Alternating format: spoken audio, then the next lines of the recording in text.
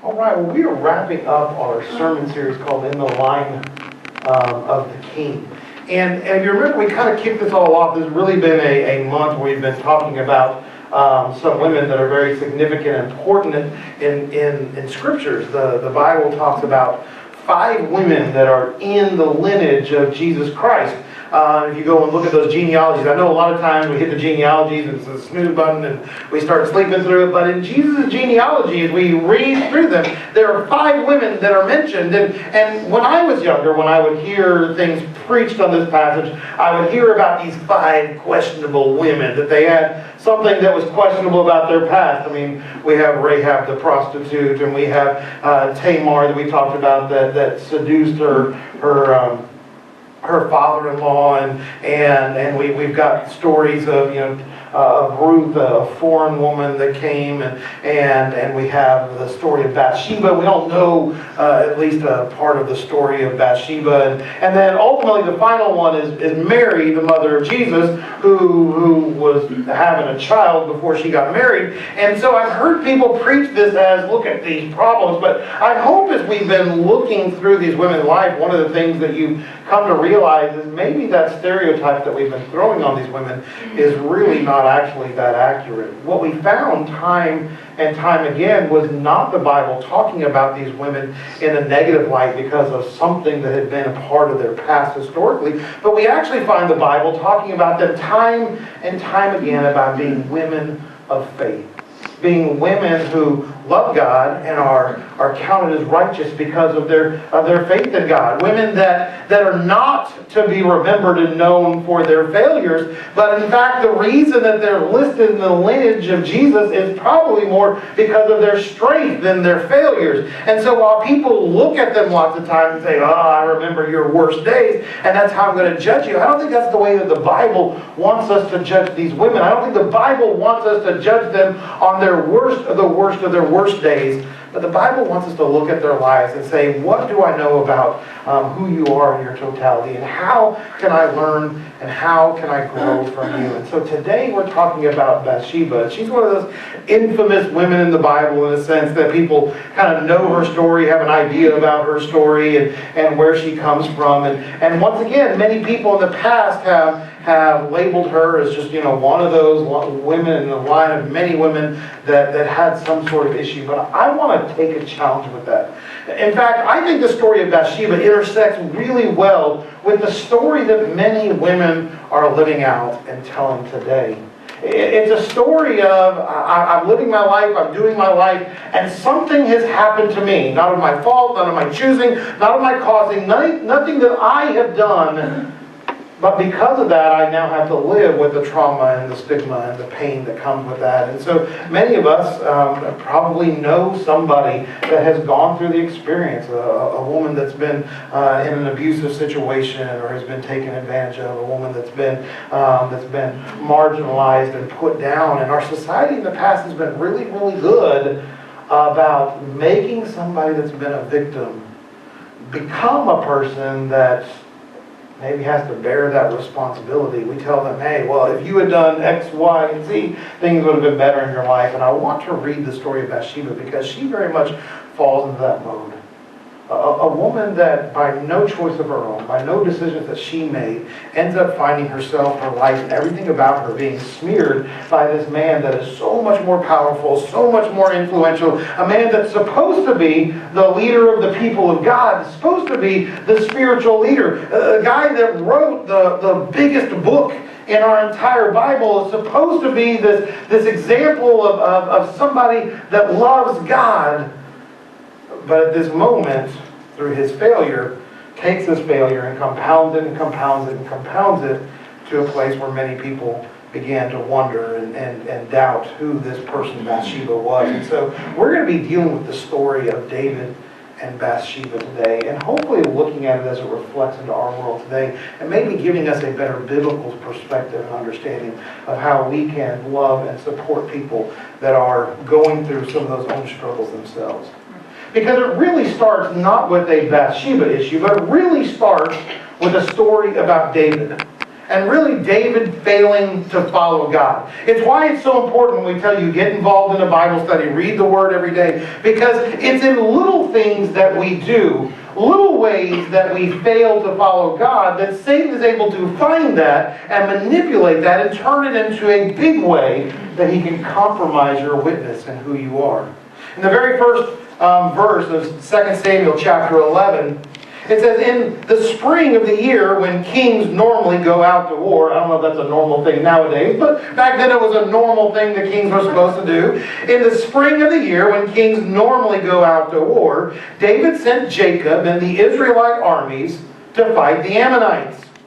And they destroyed the Ammonite army and they laid siege to the city of Rabbah. However, David stayed behind in Jerusalem. Alright, so this is an interesting thing. You know, their kings at the time, this is the way they dealt with people diplomatically. You send your army out, they fight for a while, you siege their city. The cities had big tall walls. Usually you couldn't get into the walls for a while, but you would surround them during that springtime when they're supposed to be getting their crops ready and getting all their harvest ready to go, when they're supposed to be starting that first fruits that were coming out. All the things that they would need to survive as a city, to survive as a nation, and they're cut off from all that stuff. And now you begin to make those negotiations with them, and you tell them, you know, we'll give you back your land and your sovereignty if you pay us this much money. And it was the way that things were done back then. And a king would lead his army out to a place where they would deal with these other countries and these other nations. And in this case, the nation went out, but the king didn't go with them. You see, that was kind of a bad form sort of thing. The king was the leader of his people, the leader of his army, the leader of his nation. He was there to represent the people of God wherever they went and what they were doing. And by David sending the army off, but David remaining behind, he was neglecting the duties that God had given him as a king. David was failing in a small way to follow God. And it's important because we know how the story is going to continue to move. We know this story ends up in the story with Bathsheba and some sexual problems that were going on. But it begins with David failing to follow God. The way he fails morally is not even connected to the way that he was failing to follow God. But that's the way Satan uses it so many times in our life. So many times when we see people that are struggling, so many times when we're having issues in our house and our family, whenever I sit down with somebody, it's like, well, you know, I've got a problem, and it could be problems with 2 kids at school, or it could be marital problems that are going on, or a mom and dad having trouble with their kids. There's always something they're talking about. Here's this problem that I have, and it's something that's immediate. This thing got broken, or this person said this thing. There's always this immediate problem that's going on. But I've learned through years and years and years of working with young people and working with families and working in marriages that whatever it is right now that's bothering you is probably not the thing that's really, really bothering you. It's probably not the thing that's at the heart of what it is. That there's usually something deep down, some resentment, some hate, something that's going on deep in somebody's life that's causing them to overreact to every single event and thing that's happening.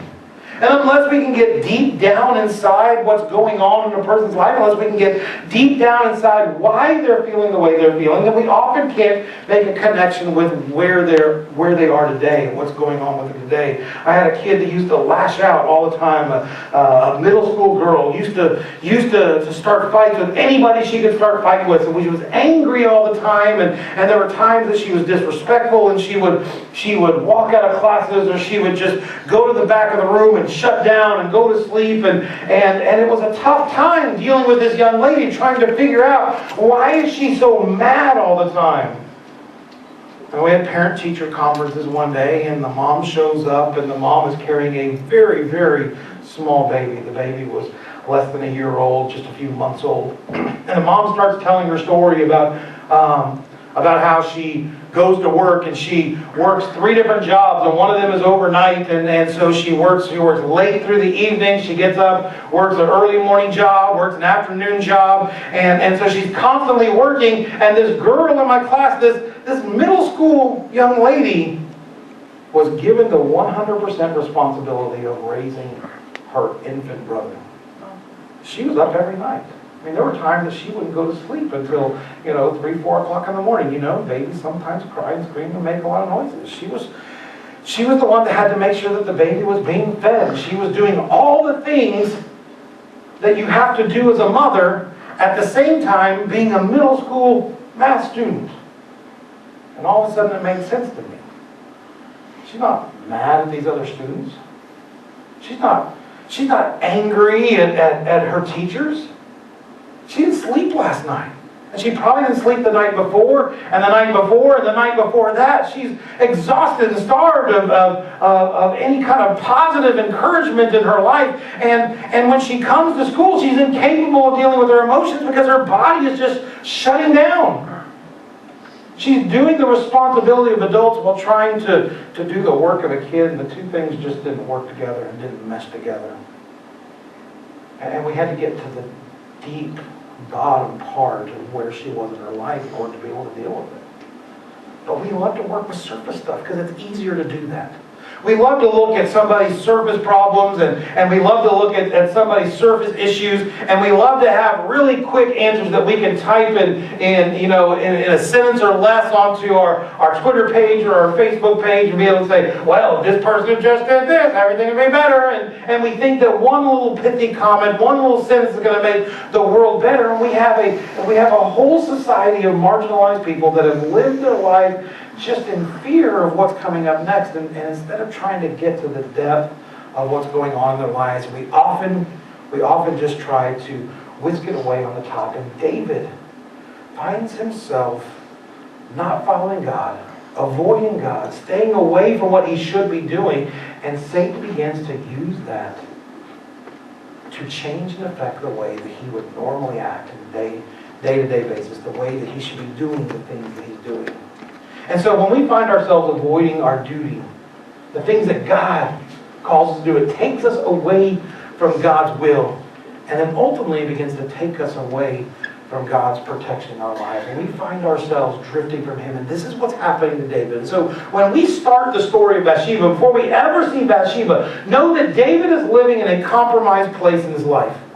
He's not where God wants him to be, not doing the things that God wants him to do. And because he's gotten himself away from God, we're going to find that God is not there to protect him in that sense. God is present, but the Spirit of God is not speaking to him and talking to him, telling David, it's time to make wise, godly decisions. He's away from God, and so he doesn't hear the voice of God. And since he doesn't hear the voice of God, he begins to do things that God wouldn't want him to do. So what happens with he and Bathsheba? He and Bathsheba in verse 2, it says, late one afternoon, after his midday rest, it's tough being a king when the army's out fighting other people. Late one afternoon, after his midday rest, David got out of bed and was walking on the roof of the palace. And as he looked out over the city, he noticed a woman of unusual beauty taking a bath. And he sent someone to find out who she was. And he was told she is Bathsheba, the daughter of Eliam, and the wife of Uriah the Hittite. And then David sent messengers to get her. And when she came to the palace, he slept with her. And she had just completed her purification rites after her menstrual period. Then she returned home. All right, that's weird. I know I had to read that, but it's in the Bible. But there's a reason for that. It's to know that Uriah has gone off to the battle. He went off to the battle, leaving his pure, wonderful wife behind. We know these things. These are the facts that are going on there. And I want us to see what's going on. David finds himself relaxing, luxuriating while his army is off fighting, staying away from God, and at the same time being morally compromised because he hasn't kept himself in the midst of the will of God. And as he finds himself away from God, he's looking out there and he sees Bathsheba. I mean, most of these places had open top roofs, and that's where they would take their baths, or maybe out on the street somewhere. And so from his palace, he can see her, and all of a sudden in his mind, he's like, I want that woman. I want that woman. Now, he's the king. Do you think when he sent people down there that he was making a suggestion to Bathsheba? Like, hey, if you'd like, the king would really like you to come up there. That's not how it goes with kings. When a king sends somebody, a guard, to come down and talk to you, the guy's armed, the guy is muscular, and the guy doesn't ask your opinion, do you want to come see the king? The king wants you, and so you are going to the king. And so many times when we hear people telling the story of Bathsheba, somehow in this story, Bathsheba becomes complicit in this whole thing, but that's not the case. So many times as Christians in the church, we often look at what's going on in the world, and we take a very surface look at what's happening, and we try to make snap judgments and say, this is what I believe and this is what I don't believe. But as a church, I feel like we need to be able to take a step back, look at complete stories, be a little more honest with what's going on with Bathsheba, and realize that in this story, Bathsheba is a victim. She's an innocent woman married to a soldier in the army, and she's being taken advantage of by one of the most powerful men in the world at the time. And as a church, we have to learn from that. Because right now, there's a lot of women in this world that feel like they're victims and feel like they're not being heard. Worse than that, a lot of those women look at the church and say, the church is complicit in that. The church is a part of that idea of, well, we don't want to hear what's going on. We don't want to be a part of these social things that are happening. We have our own little world, and if you're pure and you're nice and you're clean and you're great, that's what we want. But if there's anything that's worrisome, we don't want to deal with those sort of things. We don't want to be a part of that sort of thing. But the reality is that we live in a world where bad things happen, sometimes to good people, sometimes to neutral people. But bad things happen, and as the church, we have to learn how to respond to people that are victims of things that are really not any of their fault. Victims need the honor and the support of Christians. That's part of who we need to be.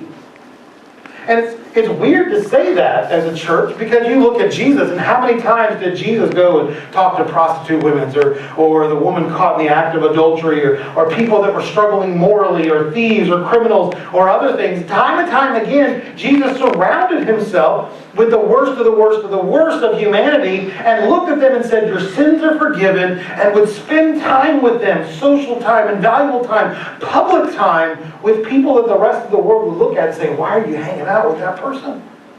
That person's a Samaritan, a foreigner. That person is a prostitute. That person's a tax collector and a cheat and a liar. Jesus, why are you hanging out with those people? But that's the example that we've been given.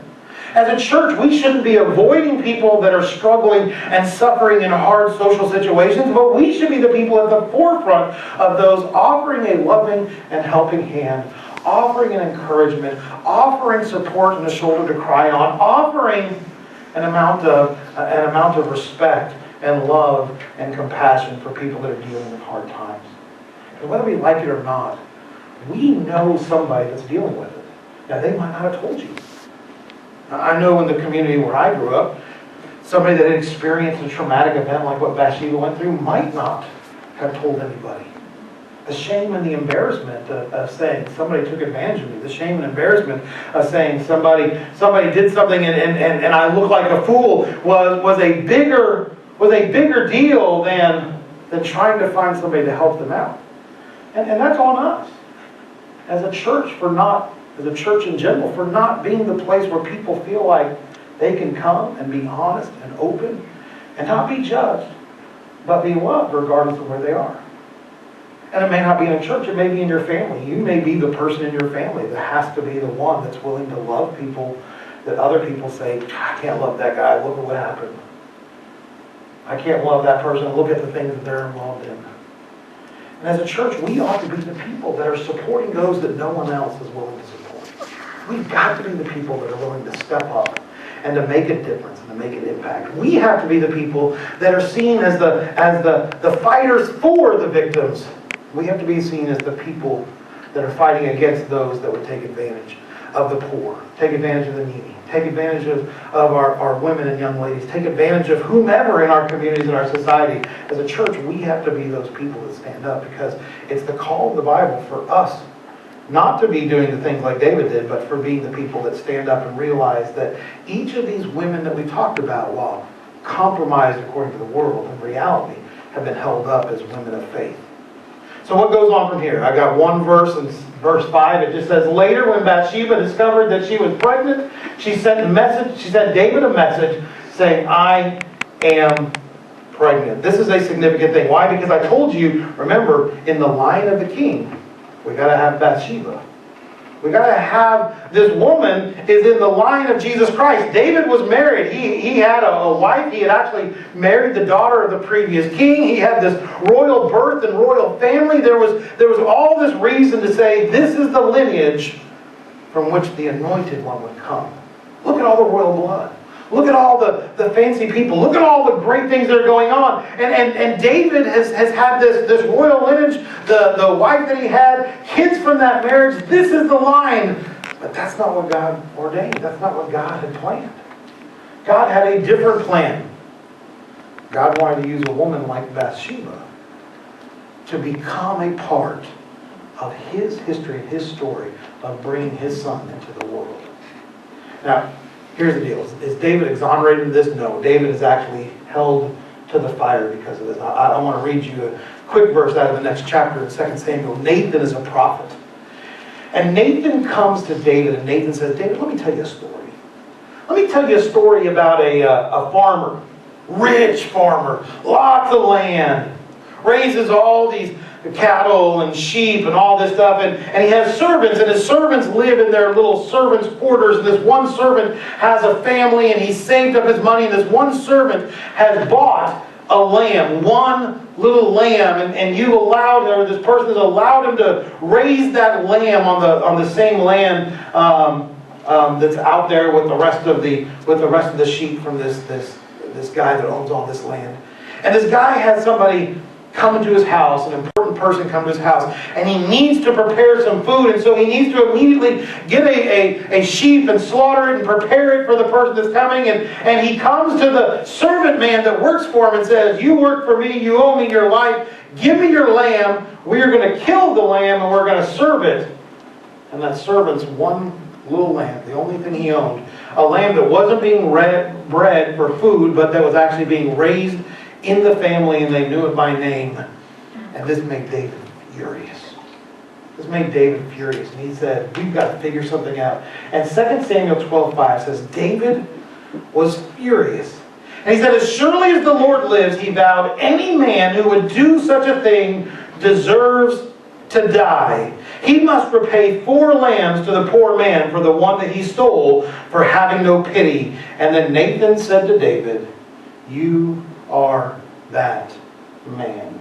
I think it's one of the most powerful statements that's ever made in Scripture. When David has spent this time getting furious about a sheep, a rich man stealing a sheep, and Nathan says, David, don't you understand? You are that man. You are the richest of the richest of the rich. Can have anything that you want. And you looked down at one of your servants, and you stole his wife. I mean, more than steal his wife, we skipped over part of the story because we're telling Bathsheba's part of the story. But David was so enraged and incensed about having this child that David begins to take drastic measures in order to cover up what he was doing, in order to cover up his sins, because sins beget more sins. One sin leads to another sin, and it leads to another sin. And so David, who stopped following God, finds himself morally compromised. Because he's morally compromised, those sins begin to catch up to him. Now, Bathsheba being pregnant was not a sin, all right? Bathsheba being pregnant is biology, all right? It's God bringing in a new generation. Bathsheba's pregnancy was not a sin. David had sinned. And then when David finds out that she's pregnant, all of a sudden his mind is like, oh no, people are going to know. Uriah's been gone off to war. There's been nobody else around. People know that she's come to the palace. What am I going to do? I got to make a plan. And so David begins making a plan. In verse 6, it says, then David sent word to Joab, send me Uriah the Hittite. So Joab sent him to David. And when Uriah arrived, David asked him how Joab and the army were getting along and how the war was progressing. And then he told Uriah, go on home and relax. David even sent a gift to Uriah after he had left the palace, but Uriah didn't go home. He slept that night at the palace entrance with the king's palace guards. So David had a plan. David's like, if I get Uriah back here early enough, I get Uriah to go home, sleep with his wife, she's pregnant, and everybody's like, oh, good thing Uriah came home, all right? I grew up as an Air Force baby, all right? I was born during the middle of the Vietnam War, and I was told I was born on the Air Force base, but my brother was not, because the hospital at the Air Force base was so crowded when my brother and I were born. And so Mom got kicked off the base and had to go have him in Spokane. And I was fortunate enough to be born there because I was born like in the middle of the night. And there was space for me there on the base. But if you were the woman that had a baby off schedule, all right, everybody's having babies, and then you're having yours at another time, people just start scratching their heads like, wait a minute. All of our husbands were in Vietnam for 6 months, and then they came home for a week, and then they went back. We should all be having babies at the same time. And that's what David figured out. People are going to know. I got to get Uriah back here really, really quickly. Because then she'll be kind of on schedule with all the other fighting men. She'll be on schedule with everybody else. I got to get him back here. But Uriah was a godly man, a righteous man. And where Uriah said, as long as the army is sleeping in tents, I'm going to be sleeping in tents. As long as the army is out there fighting, I'm going to be here at the army gates and the army barracks, doing my job in order to protect the king and to be able to protect God, in order to serve his country. And so Uriah stays there in order to honor God with his actions. And David doesn't know what to do with that, because sin begets sin begets sin. And David has to figure out something to do. You see, sin opens the door to deeper separation from God. And as David gets deeper in that sin, he finally has a plan. His plan, if Uriah won't go out and sleep with his wife, then I got to get Uriah out of the picture. And I'm a king, and I got everybody in a battle. And so he sends orders. He sends orders to have Uriah fighting the best fighters, to find the most fierce people, and get him right up there on the edge. And then when they're right up there on the edge, everybody else in the army needs to back up, but forget to tell Uriah that that's the plan. The plan is we're going to go up there, and then we're going to back off. But nobody tell Uriah, and they go up there, and they back off, and Uriah all by himself is fighting the enemies, and he ends up dying. And when Uriah's wife heard that her husband was dead, she mourned for him. And when the period of mourning was over, David sent for her and brought her to the palace, and she became one of his wives. And then she gave birth to a son. But the Lord was displeased with what David had done. And so we see David displeasing God. I know we hear lots of great stories about David, but this is a story where David displeased God. In fact, the baby that we hear here actually ends up getting sick. And David spends an entire week where he doesn't eat food, where he doesn't have any pleasures, anything. He gets to the point where his health is so bad, David's health is so bad, that the people around him are worried about him and thinking, you've got to eat something. And he's mourning and he's praying, he's saying, God, save this child. And the child is not saved. The child ends up passing away. This child of Bathsheba's dies. And it breaks David when he finally realizes how his sins have caused all these things to happen. David repents. David comes back to God, and Nathan the prophet eventually tells David that you're going to have a child with Bathsheba, and that child is going to be the next king. That child is going to be the one that takes over. And so we know the king after David is Solomon. Solomon is the next child Bathsheba has. David and Bathsheba have other children. And Solomon is born. And Solomon is the child of the promise that God says, this is the one through whom I'm going to bring my lineage. This is who my child, the Son of God, will enter the world in through the line of Solomon. Not through David's oldest, which when the Civil War breaks out, it breaks out because David's oldest kids are fighting with David's other kids, and kids from this wife and that wife, and once again, that's a whole other story about when you're not near God, you're near destruction. But God looked at Bathsheba not as a woman of disrespect. God looked at Bathsheba not as a woman that needs to be that needs to be avoided or put away. God looked at Bathsheba as that's the sort of woman that I want in the line of my son. And for us, that's a challenge. Because we live in a world today where there are a lot of people that are marginalized. And maybe some of it's made up in this world we live in. I mean, people get really angry on Facebook for no reasons, one way or the other, but that doesn't change how we react. As a church, people should know when they come in our door, they'll be loved, regardless of who they are. regardless of their life situation or where they've been, when they walked into this door, they ought to know that they're going to be loved, and they're going to be supported, and they're going to be cared for, and that we're going to do our best to make sure that God's will is going to be happening in their lives. God's people should be known as the people that are people of healing, are people of compassion, are people that are reaching out and understanding that every person, regardless of where they've been in their life, are a person that could be that next person of faith that God's going to use to change the world. Because see, our faith is not based on how good of a person we are. Our faith is based on understanding and knowing that we believe in God because by the grace of God that He changes us.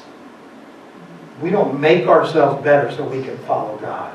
We believe that God will make us better because we trust in Him. And that's what Bathsheba's story is. It's a story of somebody that is made perfect in God because God Himself is doing the work in her. You go read the stories of faith in Hebrews, and you see these women and men, all that have been compromised, but we find in their story something confident. By faith, they trusted in God. And you know what, for you and me, that's where we need to come. Every person we see, every person we meet out in the community, every person that we know at work, believe and know in our hearts by faith, God can change that person too. By faith, God can redeem that person. By faith, whatever problems or issues or history they have, by faith, we know that God believed in His own power so much that He wanted us to see in the story of His Son, woman after woman after woman after woman, that had some sort of struggle, some sort of pains, but had faith in God. And because they had faith in God, God considered them righteous. God brought them into the line of the King.